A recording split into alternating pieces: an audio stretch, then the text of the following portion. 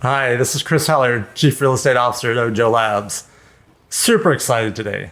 And I may say that a lot, but this is truly one of the conversations I've looked the most forward to. Because not only do I have total respect for this person and what they've accomplished, but he's also a good friend and has been for a long time. Without further ado, Tom Ferry, say hello. And at the very beginning, let's just get this part in front of everyone. How do they reach you or your company if they want to find out about more services you guys provide? Sure. I mean, you can go to my Google My Business page, or you can go to tomferry.com, or just call the office. We'd love to have that conversation with you. And by the way, Chris, thank you for having me on this. I'm super excited. It's good to see you. And boy, man, we've been doing this for a long time. We have been doing this for a long time. I just told the story to someone recently where when you and I used to be affirmation partners, and we used to do our affirmations like at 5 a.m. in the morning. I think one of us would be in our downstairs bathroom. One of us would be in the garage. I forget which was which. I think you were in the. I think I was in the garage because I can remember like sneaking out, doing that, then running back in, and getting ready and going to the gym. Yeah. So we'd do our affirmations every morning, and we didn't just like say our affirmations. We acted them out. Yes. We did that, but that was, hey, those are the things you do to build the mindset you need to have. That's exactly right. Tom, gosh, there's so much to talk about. You're familiar with our network. We have a lot of great agents that we're making introductions to, and as great as some of our agents are, some of them succeed at a high level, and some struggle. That initial introduction, taking that person from that intro, and then building rapport, trust. Getting them into a good system. For the agents you coach, if they're generating leads online or generating leads out of a referral network, what are some of the things you tell them that they need to be doing or that they should be focusing on? I would remind people. I mean, there's a lot to unpack there. So I would say, first and foremost, answer the phone with a smile on your face. I know that sounds simple, but I was just with one of my clients, Matt DeLome. Big shout out to him. He's a huge, team broker, essentially with 91 agents. And, we're doing a training for all of his agents. And by the way, most of their business comes from all the companies you could imagine, right? That are taking referral fees, et cetera. And it's a great model. But what I told him is, first and foremost, you got to smile. You got to answer the phone and be like, how can I help? So that's number one. It sounds simple. But if I literally shared with you the number of calls I've heard recorded from agents, hello, hey, this is Tom, how can I help? Right? It's unfriendly and it's a bad way to start. So that's number one, should be basic. Number two is you have to have the right mindset and perspective. Whether it is, 3 out of 10 or 3 out of 100, we're not going to convert 100% of the people that we talk to. But what we can do is we can establish a relationship that means a future transaction can happen. So it's having that right mindset first and foremost, and then obviously knowing the questions to ask so you can build rapport, figure out where they are in the process, like where are they in the funnel, top of the funnel, middle of the funnel, or bottom of the funnel, and then serve them appropriately. And I know Chris will probably get into, how important it is to have a follow-up mechanism, have some kind of drip campaign, some kind of messaging. So you're building not only like value in terms of here's what's going on in the market, but you're building trust, because you and I both know consumers have a lot of choices right now when it comes to real estate professionals, and they're looking for someone that's answering the phone, who's ready to give them the information they want, show them the house that they want to see it, or start the process. Gosh, you hit on so many great points. So like you said, we go in a lot of different directions. But one of the things that you hit on, which is, we know is absolutely key. And then I want to talk about two things: follow-up, and I want to talk about trust and rapport. Let's talk about follow-up first. Everyone knows the importance of follow-up, or at least I hope they do. And most people know how to do it, but why do agents still struggle with follow-up? I mean, there's a myriad of reasons why, right? Ambition, execution. Do they have accountability? Do they not have accountability? I think we can assume everybody in the select network that you built, they're going to have a CRM in place that's reminding them. It's just so hard. I'm actually doing this research right now with our own client base, and half of them have done what they've done all of last year. They've already done in the first 6 months of the year. And when you start, getting into the details, most of them are saying the following, like, I'm actually following a schedule, right? I actually have follow-up in my calendar twice a day. And whether the mechanic is sending them a text or some kind of email or a bomb video or a phone call, no matter what, if I said I was going to call them in 60 days, I call them in 60 days. And the men and women that are doing that are the ones that are having the most success. And the ones that are struggling are the ones that are like, I'm too busy. I've got too much going on. So maybe for the highly successful network that you guys work with, it might just be, are they staffed properly? Do they have someone there that is managing the mundane that is so important from a client experience standpoint, but not always the highest and best use of time when it comes to the agent? And you and I both know when things get busy and you got too many transactions going, the one thing that stops is your marketing, your lead generation, and your follow-up. If you can relate to that, then the question is, what's it going to take? What's the fear you have in the way? And what's it going to take to get over it for you to hire that person? So now they're doing the transaction side. They're managing the follow-up. They're making sure your marketing is working. So you can do what you do best, which is probably just being on the phone with clients or being face-to-face. That's right on, straight on. So let's touch on the other point you brought up, trust and rapport. Like we tell agents, build trust and rapport on that initial conversation. And I think they get that, but I don't know that they all know what that means or how to do it. So if you're coaching an agent, like how do you teach that? Well, so what I would say today is understand that people are getting to know you long before they actually talk to you. And maybe, just maybe, if it's a direct connect, they're like, hey, we're going to put you with somebody right now. We got, Chris Heller, in market right now, ready to go. Most consumers are still doing this. Google, who is Chris Heller? And the argument I'm making for a lot of people today is that when people Google you, if the only thing that shows up is your Facebook profile, your Instagram profile, your LinkedIn profile, if you haven't done the one basic thing that can solve a lot of the trust, equation, which is your Google My Business page, anything that makes you look local creates trust and respect in the eyes and the minds of the consumers on that page. But then you and I both know the other one is you got to start stacking your reviews there. And I don't want to be disparaging to other sites that allow agents to have reviews, but I don't think Google is going after your business anytime soon. So I would be focusing on over-indexing reviews on Google. And if they just do that, at least when people search for you, they don't go to your Facebook page that shows you at your soccer match, which is great with your kids, but it might not be the thing I need to know to build trust with you as my hyper-local expert. Does that make sense? So there's those mechanics first, which everybody can do, and it's FRE free. But then the second one is it's the art and science of building rapport. It's recognizing that, if I call someone and they go, hello, I'm not going to go, hi, how are you? So I actually am going to match their tone, match their energy, match their rate of speech. This is all stuff that, Chris, you and I learned a million years ago reading the book Instant Rapport, right? How do you connect with somebody in 60 seconds or less to get their guard to go down so they'll actually open up and answer questions for you and like really be honest with you? So I think it's those two, right? It's the digital rapport and trust we need. And then it's the ability to actually know what the questions I'm going to ask. So I don't have to think about what to say. I'm just thinking about how you're responding. Yeah. Now you said it beautifully. People do check you out. We do it like we're trying to choose a restaurant in a new town or a hotel or a resort to stay at. We look at that, and then we that creates trust when we see those reviews. So absolutely, you need that Google My Business page, and you need those reviews on there. And then the real key to what we do when we're making those live introductions, and that agent has that one opportunity to make that positive first impression is to match and mirror the key parts of their speech patterns so that there's some connection there. Right. And be clear, starting with how can I help you? Right. Instead of like, what have you talked to? Okay, so you talked to a lender where you just, hey, how can I help you today?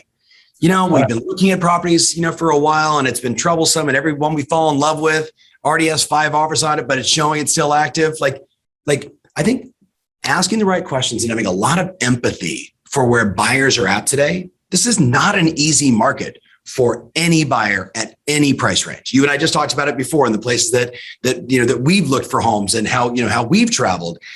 The reality is, if you have some empathy for their situation and you remove yourself from the equation, you just focus on the client. Just for 5 minutes or 15 minutes, you focus on the client, you're going to build a really strong connection, and you'll have the opportunity to work with them and then hopefully help them buy a house and then ultimately generate more referrals from taking that time. Yeah. I hope people really listen to that. I've listened to more calls than I could keep track of agents talking to these consumers, and they need to do what you just said. They need to focus on the client, get themselves out of the equation. You brought up something that I have thought a lot about, and that is you and I started, when the dynamics were much different, like right pre-internet. And when you met someone, the first thing you always did was qualify them and get them qualified. And to a certain extent, that's still important. But now, how do you balance that in this new world, that we're existing in? If you meet someone for the first time and you start grilling them, are you pre-approved yet? Have you got, started the loan process? And they were just wanting to see a house. There's a disconnect there. 100%. What's your coaching to agents on this topic? Literally the question, how can I help you today? Hey, we're in town for like 24 hours. We'd like to see this house. Great. Tell me about, I'm pulling it up. Okay, awesome. Hey, let me give you the scoop on that property. Let me give you some information. Hey, it is available. Is it by showing only, or is it on lockbox? Like at that point, I think if you just ask that question, you just shut up and listen. People will remember, Chris, when we would way back in the day, we were studying neurolinguistic programming. We were trying to figure out, what are people's buying strategies? What's their buying process? Well, today, because of the work that you do and other companies do, that person's already figured out where they are essentially in the funnel, right? We're ready to buy. We know what we want to do. And then as I'm with you face to face, looking at the house, then it's time for me to start saying, so tell me more about what you guys are doing. Where are you guys coming from? Tell me about you, who's involved in the process, long before you get into the money conversation. Who's going to be looking today? Who's involved in the process? What's most important to you? How did you pick that area versus other areas? My favorite line is, has anyone taken the time to actually sit you down live in front of the MLS to show you all the different areas that maybe you're not thinking about? Because, we can only see so much online on a portal before we actually have to look at the data side or the community side or sit with an expert. Has anybody done that for you? Gosh, nobody has. That's a great question, a great differentiation question. Has anyone not taken the time? I love that. Right. All right. So you work with, probably the majority of the top agents and teams in the country. You arguably have the largest, most successful coaching company out there. I'm constantly sending people to your company. Huge believer in coaching, and a huge believer in what you and your company does. For agents that you're talking to right now, and agents that are just watching this at large, whether they're in our network or not, what are some of the things that you think are most important with the stage we're at in the market that agents should be focusing on, and things that you'd want them to do to ensure that they're successful? So the first thing I would say to everybody is Happy New Year. And even though while we're recording this, we're in the month of August, I'm telling all my clients, I was with DJ and Lindsay, who I think from Jacksonville, Florida, and Atlantic Beach. They're on pace to sell 2,000 transactions this year. And my coaching session with them Monday morning at 9 a.m. was Happy New Year. And they're like, what are you talking about? And I reminded them that everything we installed in your business throughout 2020, we're seeing the positive or negative impact of. That everything that we want to do in this business takes longer than we want. So I'm telling most people, you pretty much know how this year is going to finish. Right? Give or take 5 or 10 transactions, or, 5 or 10,000, you know what you're going to do this year. You know your pipeline, you know what's coming. Now the question is, what are the obvious opportunities for you in 2022? I would argue, and you've heard me say this before, that the amount of competition that's coming into real estate, right, is greater than it's ever been. And my focus right now is telling people, how can we defend your position against all of these unbelievable companies online that have more resources, more time, more money, more marketing? What are you going to do? And then we just start analyzing, what are the holes in your business, right? So I've got business coming in from Mojo. That's awesome. That's one lead source. I've got my past clients in Sphere. I bet right now you're not touching the people in your database that already know you, like you, and trust you enough, right? We look at the numbers. Between 7 to 8% of every person in your phone right now is thinking about trading up, trading down, moving out of the state, making a different decision. And if you have the audacity to believe that someone in your database isn't going to go to somebody else's website before they call you, you're out of your mind, right? Yeah. You completely missed the mark. Now, again, nothing against any of those companies. They're just doing what they're doing. So the question is, what are the holes in your business? Do you have enough marketing and lead generation in place to continue to grow your business? Then I would ask, what do you think is the future of client expectations? What do you think consumers want from their real estate professional, from their mortgage professional? And what are the holes perhaps in your service offering that you can start to tweak and work on and add on so 2022, you're even stronger, even better? Chris, I know I'm giving you a lot to think about, but like basically what I'm telling everybody is start 2022 now. Whatever new initiatives you're going to put in place, start now. Are you satisfied with your CRM? Do you like your tech stack? Do you have the right follow-up solution for long-term buyers and sellers? Do you have the right nurturing campaign for your own database, right? Is there someone you need to hire that's going to free you up? These are all the questions that you need to be asking yourself today, because you and I both know the same thing. We went 4 straight decades with unbelievable numbers of homes being built for first-time buyers to luxury buyers. And in 2010, that dropped off the cliff and it has not returned. And there is no sign of it returning at any scale right now. Interest rates are at historic lows. You've got 87 million millennials that are coming in the market. You only got 3 primary sellers, right? And they're all basically 45 and older. So the market is going to be the market for at least 2022, 2023, 2024. So if you're struggling now, it's only going to be more of the same for the next, 2-3 years easily. Yeah. So you can add to that, the institutional buyers that are buying up inventory on top of all the other things that you mentioned. How about builders that are building properties and saying, hey, we're going to sell 25%, but we're going to lease out the other 75%. Yeah. And the 25% we're going to sell, we're going to do via auction or bidding. Right. So my point is, it's your business. I interviewed Seth Godin recently, Chris, which, I know you know all about Seth's work. And he basically said, look, are you a professional or a hack? If you're a pro, you're already working on filling in the gaps of your business, right? And if you need help, if you need a mentor, you need a coach, you need to be in a mastermind group, you need to go to an event, you need to read a book, you got to do whatever it takes. Because the world is going to continue to go at this pace, and it doesn't care if you don't make any changes. The world will find the solution that it needs, online or off, period. Well, and you mentioned that a couple of times, the gaps, right? And what we know in an industry or in an individual's business, those gaps will get filled. The question is whether you're filling them or someone else is filling them. Can we talk about that just for a second? I just spent time yesterday with Pat Vealing from RDS. Right. So for the people that don't know Pat, he studies all of the MLSs and he's doing some research for us right now, Chris, before our event. But here's a fun fact. Right now, of the 1.6 million agents in the US, if you just bifurcate them to the top half and the bottom half in the first 6 months of the year, we're responsible for 9% of the gross commission income, 9% of the sales volume.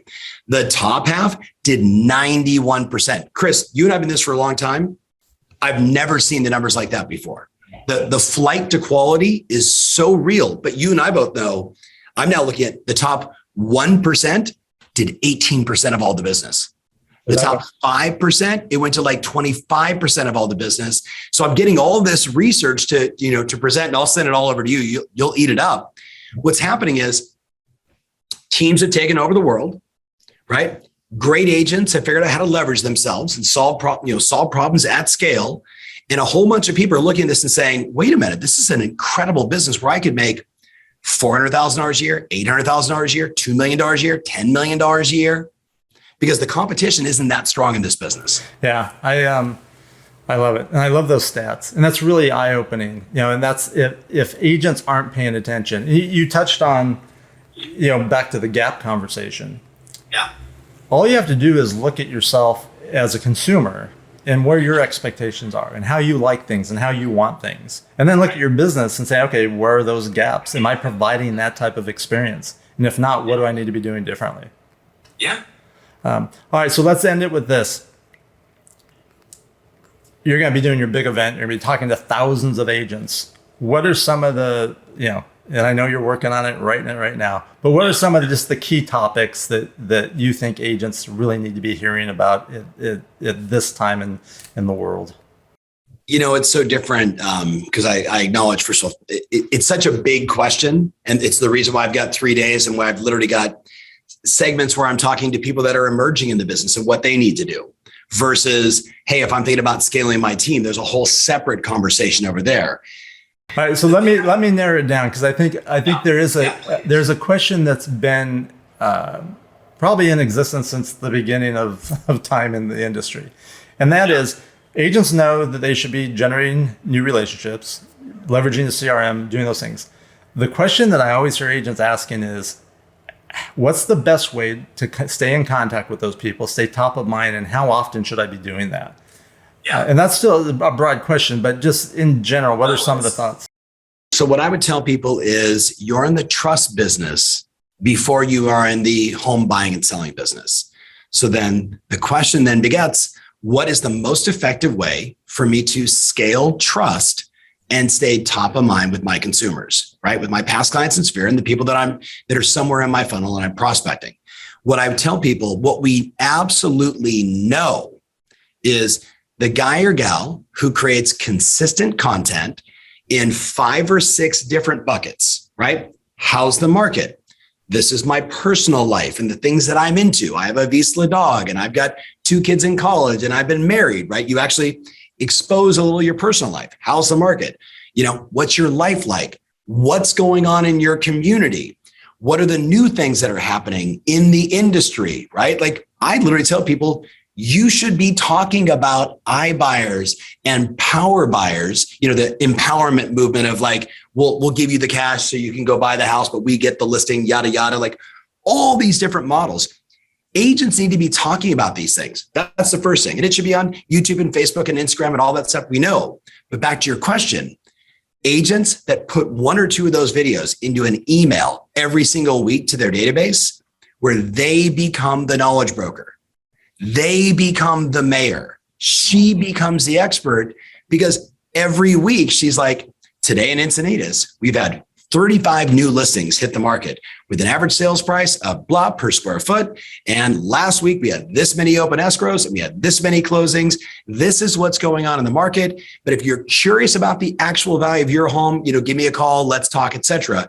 And they're providing the news. Chris, Let me share a stat. Ready? Our mutual friends over at 1000 Watt, right? Mark and Brian. So they published a report, one on loyalty, one on trust.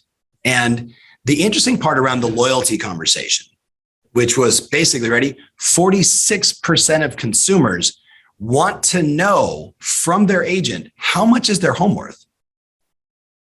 The number 2 question they want to know is, should I be refining? Or when is the optimal time to refi?